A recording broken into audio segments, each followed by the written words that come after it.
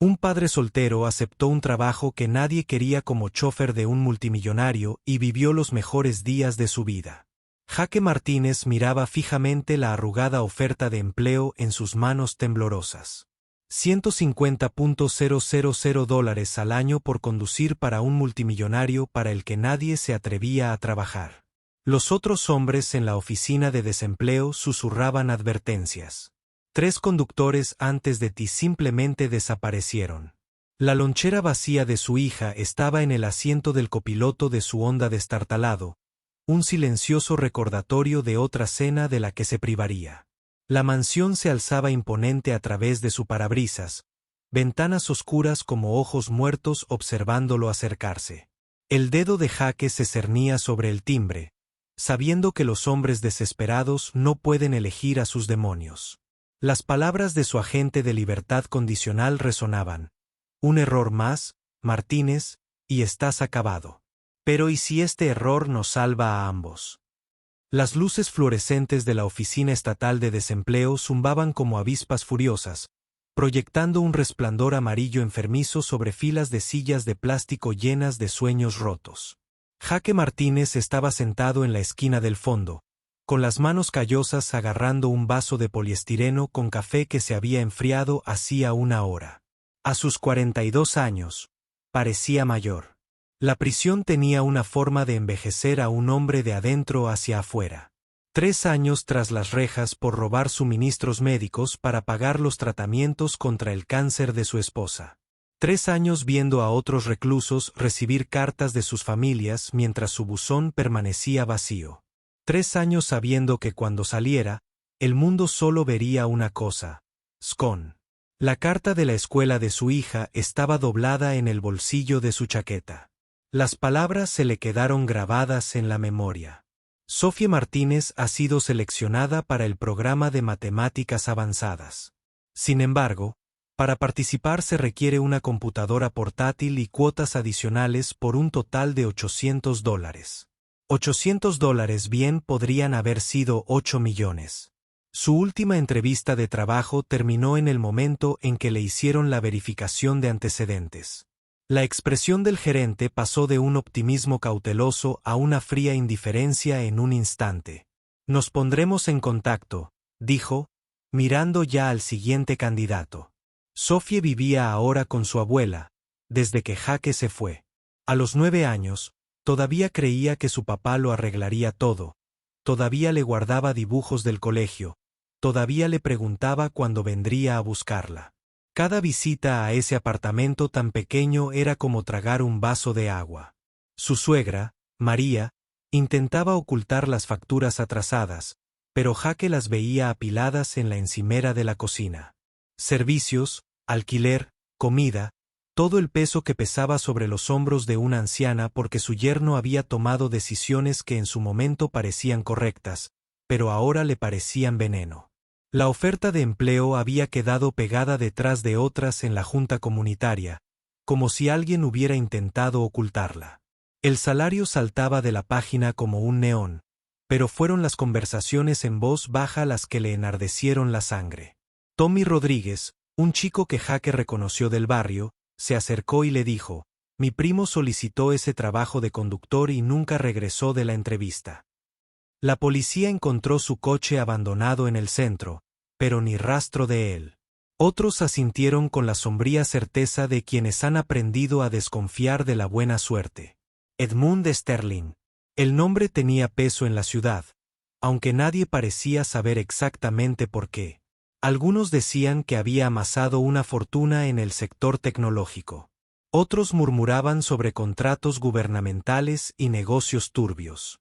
En lo que todos coincidían era en que quienes se acercaban demasiado a Sterling tenían la costumbre de desaparecer, no de morir. Eso dejaría evidencia desvaneciéndose como si nunca hubieran existido. Jaque había investigado en la biblioteca pública, hojeando artículos de prensa que presentaban a Sterling como un multimillonario solitario que vivía en una mansión fortaleza a las afueras de la ciudad.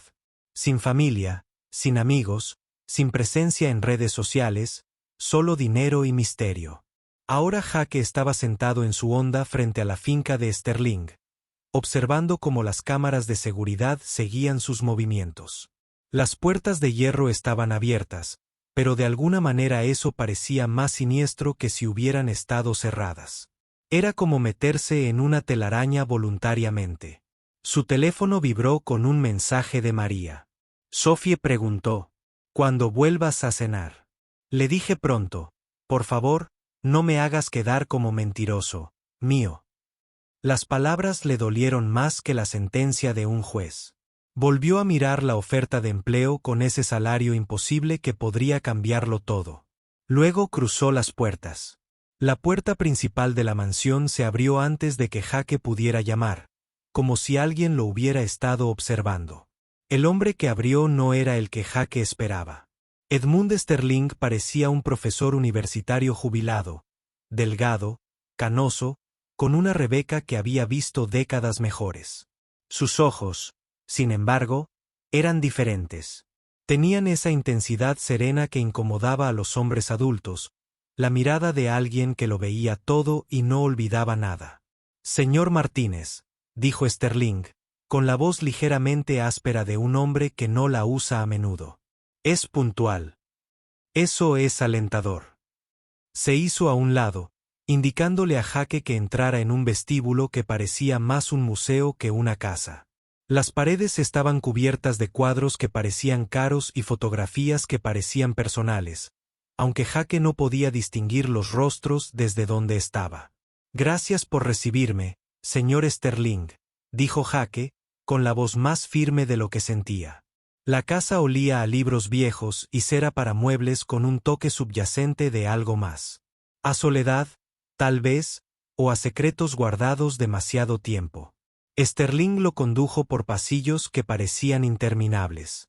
Habitaciones pasadas atisbadas a través de puertas entreabiertas. Jake vislumbró una biblioteca con libros apilados del suelo al techo, una sala de estar con muebles cubiertos y lo que parecía el dormitorio de un niño, aunque la cama estaba hecha con precisión militar y el polvo bailaba bajo la luz del sol de la tarde. Finalmente, llegaron a la oficina de Sterling, una habitación dominada por ventanales que ofrecían vistas a jardines perfectamente cuidados. «Siéntese», dijo Sterling, acomodándose detrás de un escritorio que parecía una pista de aterrizaje. Abrió una carpeta manila. El expediente de Jake, sin duda, y lo estudió con la atención metódica de quien disecciona una muestra de laboratorio. 3 años en el correccional de Millfield, robo de suministros médicos, esposa fallecida de cáncer. Levantó la vista, con esos ojos penetrantes clavados en los de Jake. «Dígame, señor Martínez, ¿qué lleva a un hombre a robar medicinas?» El primer instinto de Jake fue dar la respuesta ensayada, la que había practicado para las entrevistas de trabajo. En cambio, algo en la franqueza de Sterling lo impulsó a decir la verdad. Porque ver morir a alguien a quien amas, sabiendo que podrías ayudarlo pero no puedes permitírtelo, te lleva a hacer cosas que nunca pensaste que harías. Sterling asintió lentamente, como si Jake hubiera pasado una prueba invisible. ¿Y qué lleva a un hombre a solicitar un trabajo que todo el pueblo dice que lo matará? Porque vivir no es lo mismo que estar vivo, dijo Jake. Y ahora mismo solo estoy sobreviviendo. Mi hija se merece algo mejor. Durante un largo rato, Sterling no dijo nada. Simplemente miró fijamente sus jardines vacíos. Cuando finalmente habló, su voz era más suave. El puesto requiere absoluta discreción. No se permiten preguntas sobre a dónde vamos ni con quién nos reunimos. No se habla de mis asuntos con nadie. Y me refiero a nadie. Me llevarás a lugares que otros podrían considerar inusuales, a veces sospechosos. Verás cosas que podrían incomodarte. ¿Puedes con eso? Jake pensó en la lonchera vacía de Sophie, en las facturas sin pagar de María, en cómo lo miraban otros padres cuando recogía a Sophie del colegio, cuando podía permitírselo. Sí, señor. El salario es de $150,000 anuales, más prestaciones, seguro médico que cubre a los familiares, uso de las habitaciones del personal si es necesario, aunque imagino que querrás mantener tu propia residencia. Sterling deslizó un contrato sobre el escritorio. Hay una cosa más, señor Martínez. Los hombres que trabajaban para mí antes no desaparecieron. Se marcharon en busca de mejores oportunidades que les ayudé a encontrar. Pero la gente prefiere historias dramáticas a verdades aburridas. Jake cogió el contrato, examinando términos que parecían demasiado buenos para ser verdad. ¿Por qué yo? Podrías contratar a cualquiera con credenciales como... Sterling se recostó en su silla, y por primera vez, algo que podría haber sido una sonrisa dibujó en su rostro. Porque, señor Martínez, he aprendido que un hombre que roba medicinas para su esposa moribunda es el tipo de hombre que entiende lo que realmente importa. Y lo que realmente importa es por qué necesito a alguien en quien pueda confiar plenamente. Mientras Jake firmaba al pie del contrato, no podía quitarse la sensación de estar al borde de un precipicio. Pero a veces pensaba que caer era la única forma de saber si podía volar. La primera semana de Jake trabajando para Edmund Sterling se sintió como vivir en un sueño despierto, donde nada tenía sentido, pero todo era demasiado bueno para cuestionarlo.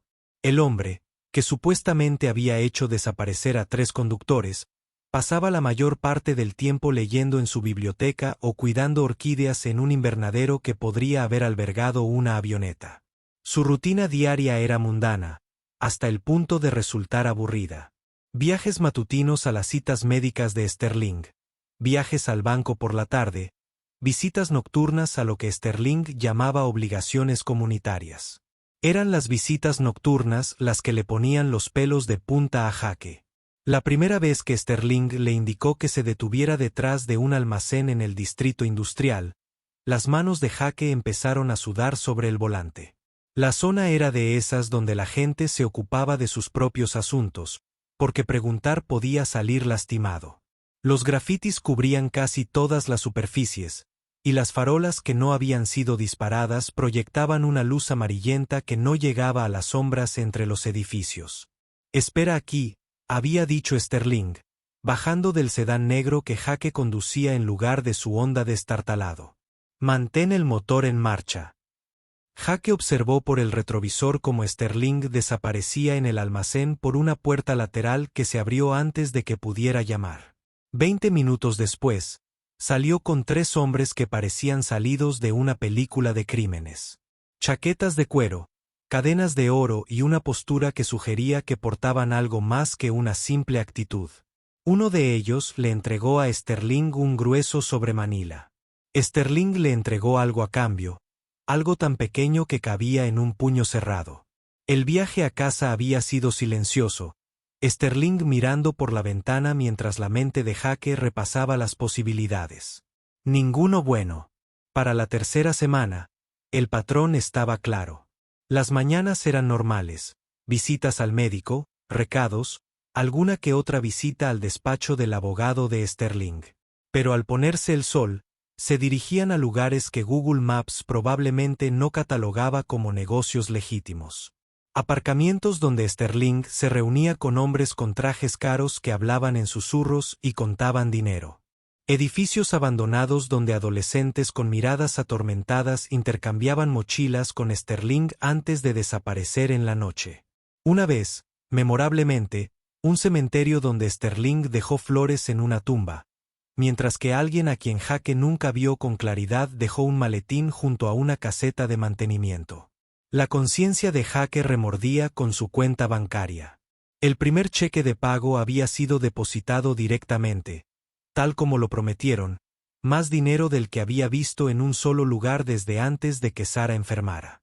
Había pagado el alquiler atrasado de María, le había comprado ropa nueva a Sophie, por primera vez en años, la había llevado a cenar a un restaurante con servilletas de tela y camareros que no lo miraban como si fuera a robarle los cubiertos.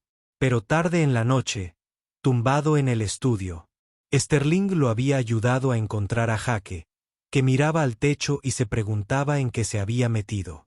La parte racional de su mente le susurraba que conducía para un delincuente, que el dinero en su cuenta era sucio, que solo era un eslabón más en una cadena que probablemente terminaría con gente herida.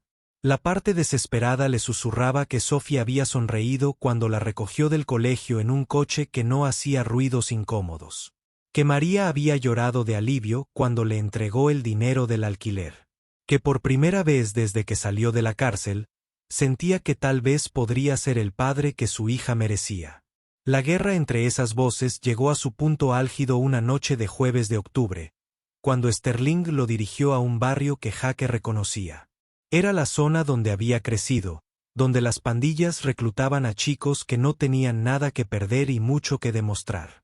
Sterling le hizo aparcar delante de un centro comunitario que Jake recordaba de su infancia, un lugar donde los voluntarios intentaban ofrecer a los chicos alternativas a la calle, aunque la calle solía ganar. Señor Martínez, dijo Sterling, girándose en su asiento para mirar directamente a Jake. Necesito que vengas conmigo esta noche. A Jake se le secó la boca. En todas sus salidas nocturnas, Sterling nunca le había pedido que bajara del coche. Señor, hay alguien que quiero presentarle. La expresión de Sterling era indescifrable en la penumbra. Alguien que podría ayudarle a entender lo que hemos estado haciendo. Contra todo instinto, gritándole que se marchara, Jake siguió a Sterling al centro comunitario. El vestíbulo estaba decorado con dibujos infantiles y carteles motivacionales que se esforzaban demasiado por ser inspiradores. El sonido de voces llegaba desde una habitación al final del pasillo. Voces jóvenes, algunas riendo, otras discutiendo, todas con ese toque peculiar de madurar demasiado rápido. Sterling lo condujo a una oficina donde una mujer de unos 50 años estaba sentada tras un escritorio lleno de solicitudes de becas y horarios de voluntariado. Levantó la vista al entrar y su rostro se iluminó con una sonrisa que la transformó de trabajadora social cansada a la tía favorita de alguien. Edmund, dijo, levantándose para abrazar a Sterling como a un viejo amigo. A tiempo. Los niños están emocionados de verte. Hola, Carmen, respondió Sterling, y Jake se sobresaltó por la calidez de su voz. Te presento a Jake Martínez, mi nuevo conductor. Jake, ella es Carmen Rodríguez. Dirige los programas juveniles aquí. Carmen estrechó la mano de Jake con la firmeza de alguien que ha aprendido a imponer respeto en un mundo que no lo daba libremente. Mucho gusto, Jake. Edmonds me habló de ti. Dijo que podrías estar interesado en ver lo que hacemos aquí. Antes de que Jake pudiera preguntar qué le había dicho Sterling, los guiaba por el pasillo hacia las voces. Entraron en una habitación donde unos 20 adolescentes estaban sentados en círculo, algunos en sillas plegables, otros en el suelo. Tenían entre 14 y 18 años, y Jake reconoció la mirada en sus ojos, la particular mezcla de esperanza y cinismo que emanaba de vidas que habían comenzado con dificultades y seguían así. Todos, gritó Carmen, y la sala se quedó en silencio. Te presento al señor Sterling y al señor Martínez. La reacción fue inmediata y sorprendente. En lugar de, ante la hosca sospecha que Jake esperaba, varios chicos saltaron a saludar a Sterling con genuino entusiasmo. Una chica con mechones morados en el pelo lo abrazó como si fuera de la familia. Un chico con tatuajes que le subían por el cuello le mostró a Sterling algo en su teléfono con evidente orgullo. El señor S me metió en ese curso intensivo de programación del que te hablé, decía el chico. En 6 meses tendré mi certificado. Ya hay una empresa interesada en contratarme. ¡Qué maravilla, Marcus!, respondió Sterling, y Jake percibió un auténtico placer en su voz. Has trabajado duro para esto. A medida que avanzaba la noche, Jake empezó a comprender. Esto no era solo un centro juvenil. Era un salvavidas. Sterling no era solo un visitante. Era un benefactor. Los adolescentes compartieron historias de oportunidades educativas, programas de formación laboral y segundas oportunidades, todas financiadas por el hombre que Jake suponía que era un delincuente. Las reuniones en el almacén, los intercambios nocturnos, los paquetes misteriosos. No eran tráfico de drogas ni blanqueo de dinero. Era Sterling conectando a chicos con recursos, oportunidades y esperanza. Mientras conducía a casa, Jake finalmente recuperó la voz. ¿Cuánto tiempo llevas haciendo esto? 5 años, respondió Sterling, mirando las luces de la ciudad. Desde que murió mi hijo.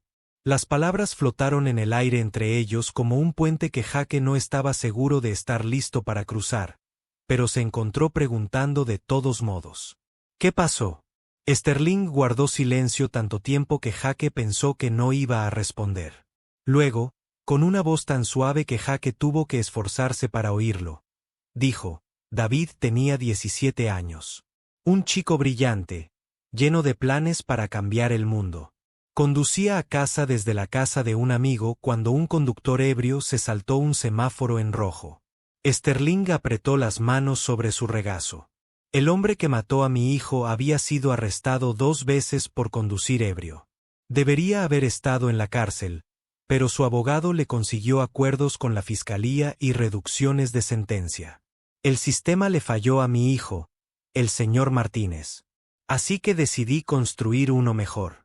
Jake entró en la entrada de Sterling y se sentó en la oscuridad, con el motor al ralentí, tratando de procesar todo lo que había aprendido. La gente con la que te reúnes, trabajadores sociales, consejeros, empleadores dispuestos a darles a los jóvenes una segunda oportunidad.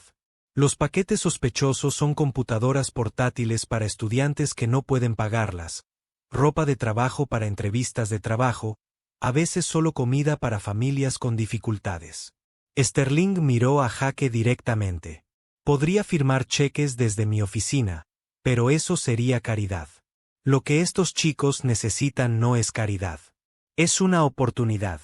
Necesitan ganarse lo que ganan para sentirse parte de algo en lugar de solo receptores de algo. Y el secretismo. Sterling sonrió, la primera sonrisa genuina que Jake le había visto. ¿Alguna vez has sido pobre, señor Martínez? Realmente pobre, donde cada dólar importa y el orgullo a veces es lo único que te queda. Jake asintió. Entonces entiendes por qué un pandillero de 17 años no puede ir a una entrevista de trabajo sabiendo que todos asumen que solo tuvo la oportunidad porque un hombre rico sintió lástima por él. Mejor dejarles pensar que se la ganaron por méritos propios. Sterling abrió la puerta del auto, lo cual, por cierto, hicieron. Solo me aseguré de que el mérito tuviera la oportunidad de importar. Mientras Jake conducía a su apartamento, su mente daba vueltas. Todo había asumido que todo lo que había asumido sobre Sterling, sobre el trabajo, sobre sus propios compromisos morales, había sido un error. No trabajaba para un criminal. Trabajaba para alguien que había descubierto cómo convertir el dolor en propósito, que había elegido construir en lugar de destruir. Pero al entrar en su plaza de aparcamiento, Jake vio una camioneta negra al ralentí al otro lado de la calle, con sus ocupantes ocultos tras las ventanas tintadas. El vehículo arrancó en cuanto Jake aparcó, no sin antes vislumbrar las placas del gobierno. Alguien más observaba a Edmund Sterling. Y ahora Jake se dio cuenta, con un escalofrío que no tenía nada que ver con el aire de octubre, de que probablemente también lo observaban a él. El FBI contactó a Jake un martes por la mañana mientras compraba café en una tienda a 2 manzanas de su apartamento. La agente sarachenera asiática estadounidense, de unos 35 años, con ese tipo de actitud profesional y aguda que sugería que había ascendido a través de un sistema que no se lo había puesto fácil. Su compañero, el agente David Walsh, era mayor, de aspecto irlandés, con canas en las sienes y ojos que habían visto demasiado. «Jake, ¿Martínez?», preguntó Chen, deslizándose en la cabina frente a él antes de que pudiera responder. Walsh se sentó a su lado, acorralando a Jake.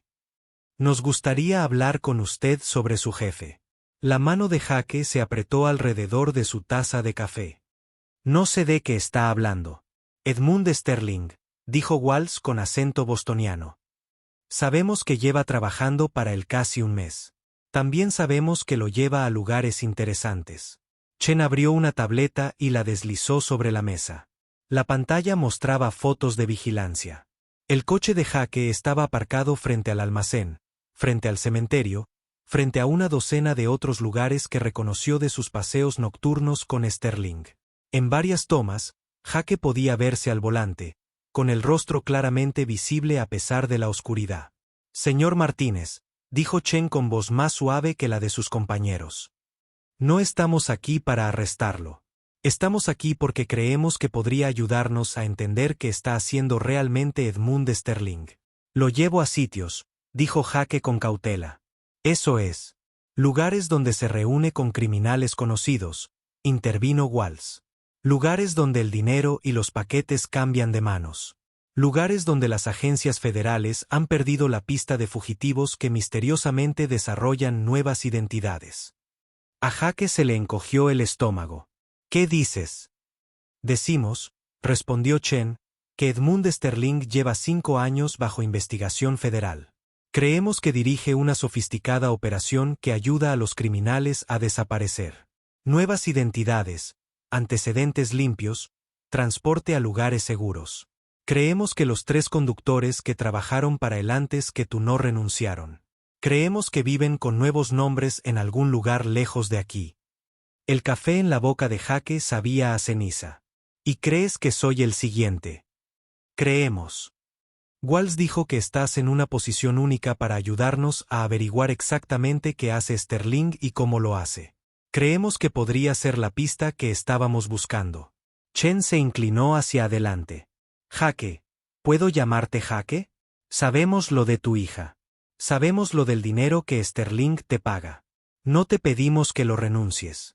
Solo te pedimos que prestes atención, que recuerdes detalles para ayudarnos a entender si Sterling está ayudando a la gente o haciéndoles daño. Y si digo que no, los agentes intercambiaron una mirada. Entonces sigues conduciendo para un hombre que podría ser uno de los criminales más peligrosos que jamás hemos podido atrapar, dijo Walls. Y cuando finalmente lo atrapemos, y lo haremos, caerás con él. Cargos de conspiración, crimen organizado, complicidad en cualquier delito que podamos probar que ha cometido. Volverás a prisión, Jake, por mucho más tiempo esta vez.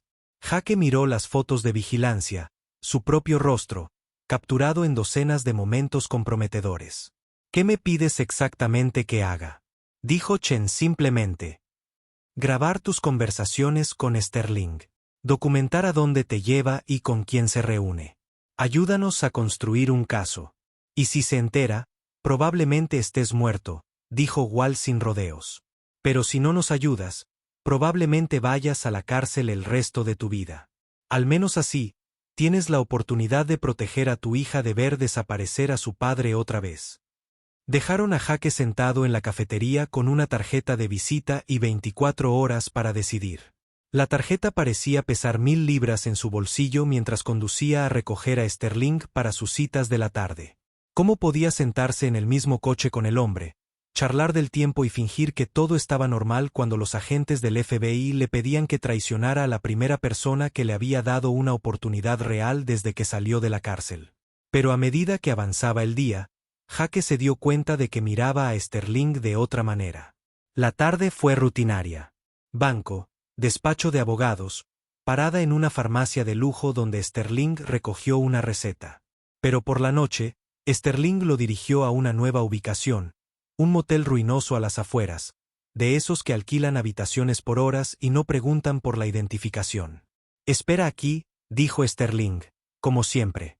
Pero esta vez, Jake observó con más atención. Sterling llamó a la puerta de la habitación 17. Una mujer respondió, 25 y pico, rubia, con la mirada hundida de alguien que lleva mucho tiempo huyendo. Le entregó a Sterling una bolsa de la compra, recibió un sobre a cambio y regresó a la habitación en 30 segundos. Todo el intercambio había durado menos de un minuto, pero Jake había visto lo suficiente como para saber que no se trataba de programas juveniles ni de servicio comunitario. De camino a casa, Sterling estaba más callado que de costumbre. Cuando se detuvieron en un semáforo en rojo, se volvió hacia Jake y le dijo, «Esta noche estás diferente. ¿Te preocupa algo?» Jake se obligó a mirar a Sterling a los ojos. «Solo cansado, supongo». Sterling lo observó un momento, y Jaque tuvo la incómoda sensación de que el hombre mayor podía ver a través de él. Es importante tener cuidado en quien confías, Jaque. En mi experiencia, las personas que parecen más preocupadas por tu bienestar suelen ser las que más planean hacerte daño. El semáforo se puso en verde y Jaque condujo el resto del camino hasta la mansión de Sterling en silencio, con la tarjeta de visita del agente Chen ardiendo como un carbón en su bolsillo. Jaque no durmió esa noche. Se sentó a la mesa de la cocina, mirando la tarjeta del agente Chen, mientras su café se enfriaba y su conciencia luchaba consigo misma. Al amanecer, había tomado una decisión. O tal vez la decisión se había tomado sola. No podía traicionar a Sterling, no después de ver lo que el hombre realmente estaba haciendo. Pero tampoco podía ignorar al FBI. No cuando tenían su futuro y el de Sophie en sus manos. El cable era más pequeño de lo que Jaque esperaba, apenas del tamaño de un botón de camisa. La agente Chen se lo pegó al pecho en la parte trasera de una camioneta sin distintivos, con un toque clínico e impersonal. Solo compórtate con normalidad, le ordenó. No hagas preguntas capciosas. No intentes que confiese nada. Déjalo hablar. Y si encuentra esto, probablemente estés muerto, dijo Ugant Walls desde el asiento delantero, sin molestarse en edulcorarlo. Pero Sterling es listo. Si te hubiera matado, ya lo habría hecho. El hecho de que aún respire significa que confía en ti o que está planeando algo más grande. La mano de Jaque temblaba mientras conducía hacia la mansión de Sterling esa mañana. El cable parecía transmitir su traición al mundo, aunque sabía que era invisible bajo su camisa. Sterling lo esperaba en su sitio habitual junto a la puerta principal. Pero algo era diferente. Su aspecto, normalmente inmaculado, estaba ligeramente despeinado.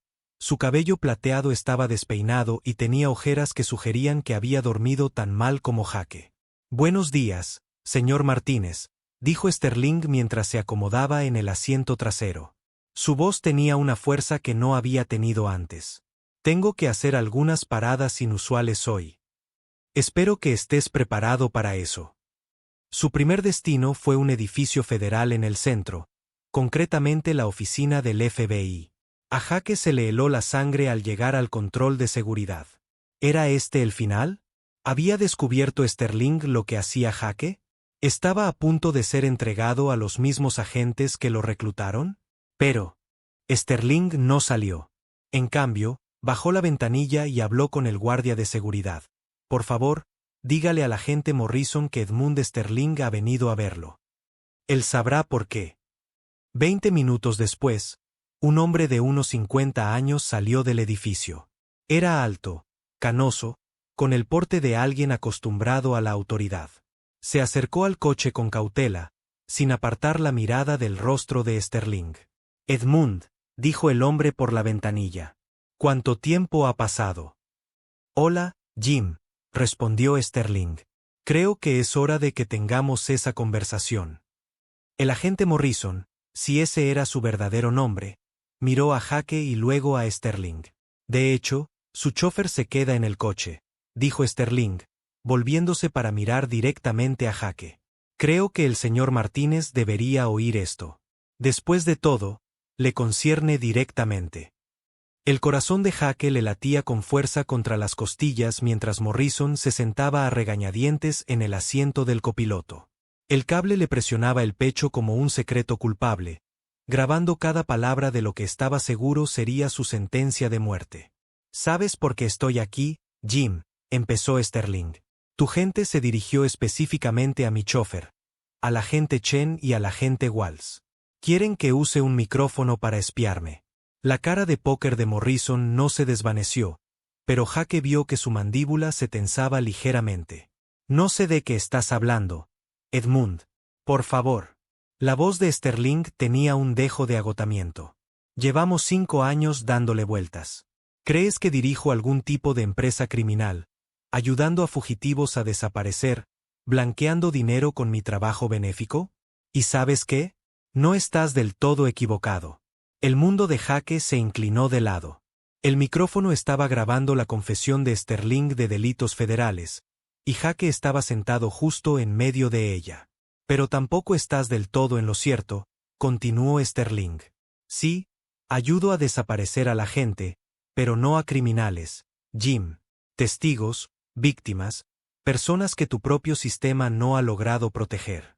Morrison se inclinó hacia adelante. ¿Qué estás diciendo? Sterling metió la mano en su chaqueta y sacó una gruesa carpeta manila. Estoy diciendo que durante 5 años he estado haciendo el trabajo que la Protección Federal de Testigos debería haber hecho, pero no pudo. Cuando el testimonio de María Santos puso tras las rejas al cártel de drogas de su exmarido y tu gente no pudo garantizar su seguridad, ¿quién crees que le dio una nueva identidad y una nueva vida en Oregón? Cuando Tommy Chen, sí, pariente de tu agente, Chen, se negó a testificar contra la red de tráfico de personas que mató a su hermana por miedo a que mataran a su hija. ¿Quién crees que se aseguró de que ambos desaparecieran antes del juicio?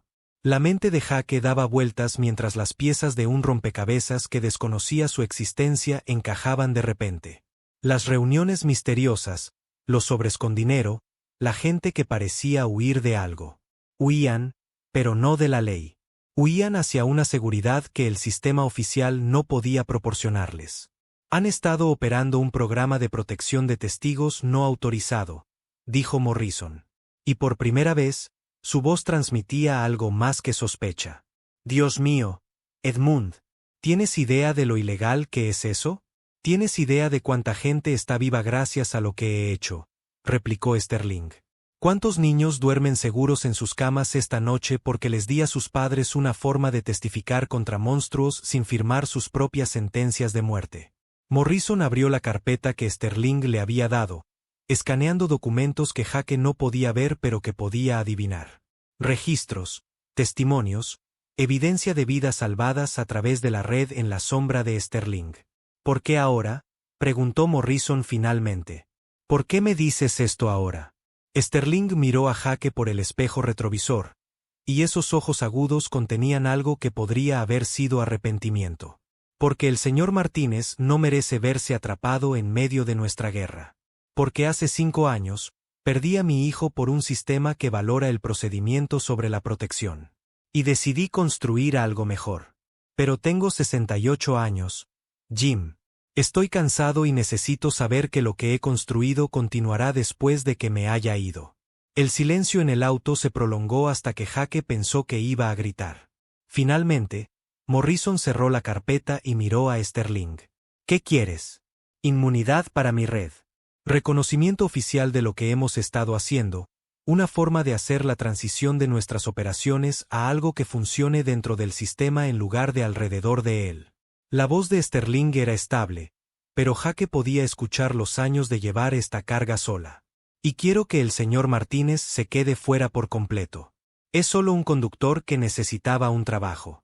No merece pagar por mis elecciones. Morrison estuvo callado por un largo momento, luego alcanzó su teléfono. Necesito hacer algunas llamadas. Cuando Morrison salió del auto y caminó de regreso hacia el edificio federal, Sterling se volvió para enfrentar a Jake directamente. Puede quitar el cable ahora, señor Martínez. Supongo que el agente Chen le dio uno de esos pequeños dispositivos de botones. Son bastante sofisticados en estos días. La cara de Jake ardía de vergüenza mientras buscaba con su camisa, quitando el cable con las manos que sacudieron como hojas. ¿Sabías? He sabido desde ayer por la mañana, dijo Sterling gentilmente. De la misma manera que sabía que el agente Morrison esperaría mi llamada, que todo este baile elaborado llevaba exactamente este momento. No entiendo. Sterling sonrió, y era la expresión más triste que Jake había visto. Hace 5 años, cuando el FBI comenzó a investigarme, contacté a un viejo amigo, Jim Morrison. Servimos juntos en Vietnam, cuando éramos hombres jóvenes que pensamos que podíamos salvar el mundo. Le dije lo que estaba planeando hacer, y él me dijo que si alguna vez me atraparon, intentaría ayudarme a encontrar una manera de hacerlo legal. Jake miró al hombre mayor, entendiendo amanecer como un amanecer frío. Todo esto fue planeado. El FBI me aborda, yo usando el cable, esta conversación. No todo, dijo Sterling. No podría haber planeado para ti, Jake. No podría haber planeado para alguien que me recordara cómo se siente confiar completamente en otra persona. Hizo una pausa, mirando el edificio federal donde Morrison presumiblemente estaba haciendo esas llamadas telefónicas. Pero sí, he estado trabajando para este momento durante mucho tiempo. La pregunta es, ¿qué sucede después? Jake miró el cable en sus manos, luego a Sterling, luego en el edificio donde su futuro estaba siendo decidido por personas que nunca había conocido. Por primera vez desde que salió de prisión, sintió que tenía una opción que realmente importaba. ¿Qué pasa después? Jake dijo, deslizando el cable en su bolsillo a medida que avanzamos a ayudar a algunos niños más que necesitan una segunda oportunidad. La sonrisa de Sterling esta vez no fue triste en absoluto. 6 meses después, Jake Martínez se paró en el vestíbulo de la recién bautizada Fundación Sterling para segundas oportunidades, viendo a su hija Sofía ayudar a otros niños a iniciar sesión en las computadoras que habían sido donadas por compañías tecnológicas de toda la ciudad. La asociación oficial de la Fundación con la Policía Federal se había anunciado hace 3 meses en medio de una tormenta de medios que pintó a Sterling como un héroe vigilante o un pícaro peligroso, dependiendo del canal de noticias que viera. A Jake no le importaba la atención de los medios. Se preocupaba por el hecho de que Sofía ahora asistía a una escuela privada con una beca completa, que ella vivía con él en un apartamento de 2 habitaciones que realmente podía permitirse, y que cuando ella le preguntó qué hizo por trabajar, él podía decirle la verdad. Ayudó a personas que necesitaban ayuda. Sterling se le había otorgado inmunidad a cambio de entregar toda su red a la supervisión federal. El protocolo Sterling ahora estaba siendo estudiado por agencias de aplicación de la ley en todo el país como modelo para proteger a los testigos que cayeron por las grietas de los programas tradicionales. 3 audiencias del Congreso y una revisión del Departamento de Justicia más tarde, los métodos de Sterling estaban siendo adoptados en silencio por agencias que habían pasado 5 años tratando de cerrarlo. «Papá», gritó Sophie, interrumpiendo sus pensamientos. «El señor Sterling quiere hablar con usted». Jake encontró a Sterling en su oficina, que parecía notablemente similar a la de su mansión, completa con ventanas de piso para ver y una vista de la ciudad. La principal diferencia fueron las fotografías en su escritorio. No solo la foto de su hijo, David, que siempre había estado allí, sino también nuevas. Fotos de las ceremonias de graduación de la fundación, fotos de expandilleros que reciben certificados de entrenamiento de empleo, instantáneas de familias a quienes les habían dado segundas oportunidades y aprovecharon al máximo. La familia Peterson lo hizo de manera segura a su nuevo hogar en Montana. Sterling dijo sin preámbulo. La señora Peterson comienza su nuevo trabajo como cajera del banco la próxima semana. Los niños están inscritos en la escuela bajo sus nuevos nombres. Jake asintió. Los Peterson han sido el primer caso oficial de la fundación bajo la nueva asociación federal. Una familia cuyo testimonio contra una célula de terrorismo doméstico los había puesto en peligro mortal. Hace 6 semanas, habían estado viviendo con miedo, temerosos de salir de su casa. Ahora estaban construyendo una nueva vida en un lugar donde nadie conocía su historia. El agente Morrison llamó esta mañana. Sterling continuó. El Departamento de Justicia quiere expandir el protocolo Sterling a 12 ciudades más. Preguntan si estaría dispuesto a entrenar a su gente. Esa es una buena noticia, ¿no? Sterling estuvo en silencio por un momento, mirando al horizonte de la ciudad. ¿Alguna vez te preguntas, Jake, si realmente estamos marcando la diferencia o si solo estamos poniendo a los problemas de banda en problemas para resolverlo? Jake pensó en la pregunta sobre los adolescentes en el Centro Juvenil de Carmen Rodríguez que ahora tenía capacitación laboral y becas universitarias. Sobre familias como los Peterson que podrían dormir sin miedo. Sobre su propia hija que estaba creciendo creyendo que su padre era alguien de lo que valía la pena estar orgulloso. Creo que Jake dijo finalmente que cada persona que tiene una segunda oportunidad es una victoria y tal vez si tenemos suficientes pequeñas victorias, suman algo más grande. Sterling sonrió y recogió la fotografía de David de su escritorio. Habría tenido 22 años este año. Solía imaginar en lo que podría haberse convertido. Médico, abogado, tal vez incluso presidente. Ahora pienso en todos los jóvenes a los que hemos ayudado, y me pregunto si tal vez esto sea lo que hubiera querido. Tal vez este es su legado. Jake dejó la oficina de Sterling y regresó a la zona principal de la fundación, donde Sophie ahora estaba mostrando a un grupo de niños más pequeños cómo usar un programa de dibujo en las computadoras.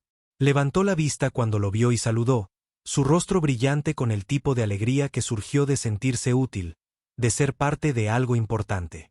Cuando Jake volvió a saludar, pensó en la noche en que se había sentado en su auto fuera de la mansión de Sterling, lo suficientemente desesperado como para tomar un trabajo que todos dijeron que lo matarían.